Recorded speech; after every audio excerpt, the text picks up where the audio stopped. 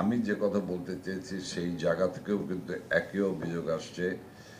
দুটি বিষয়, একটা হলো রেমিটেন্স পাঠানোর বিষয়, আরেকটি হলো তারা যে ব্যবসা করে, তারা যে সমস্ত মালামাল পাঠায় তা নিয়ে চট্টগ্রাম কাস্টমসে এনবিআরের সমস্যা নিয়ে। তা আমি সর্বসাকুল্যেই আমি বলবো যে এনবিআর এবং কাস্টমসের যে সমস্যাগুলি রয়েছে এটি একটি বড় সমস্যা। আমি সামনের মন্ত্রিসভার বৈঠকেই আমি বিষয়গুলি আলোচনা করব।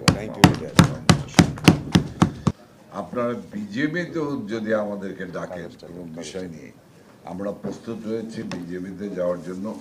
এখানে কোনো বিষয় নেই, এবং আমরা যে কোনো বিষয় নিয়ে আমরা বসবো। সমস্যা থাকবেই, সমস্যার সমাধান সূত্রগুলো আমরা বের করে নেবো ইনশাল্লাহ।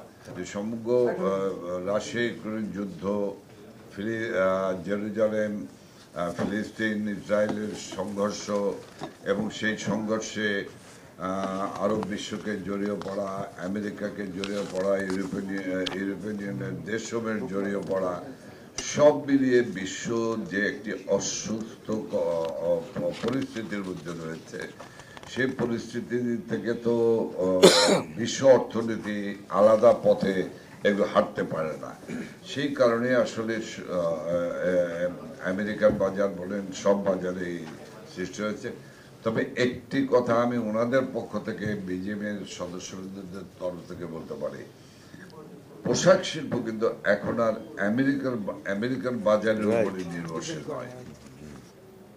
কাজেই কেউ আমাদের চোখ রাঙানো সেই সুযোগ আর নাই। আমাদের পোশাক শিল্পের বাজার পরিধি আমরা বিশ্বে অনেক দূর, অনেক এগিয়ে গেছে। কাজে এর পিছনে কোনো হেতু চিন্তা করার কোনো কারণ নেই।